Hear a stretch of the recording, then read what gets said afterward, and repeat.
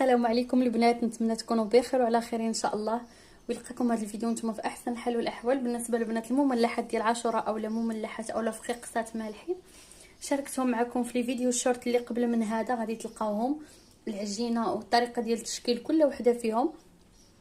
هذه ديال البابيون، هذه مهم اي شكل غادي تلقاوه تما، وهنا كلهم راه بدون طابع.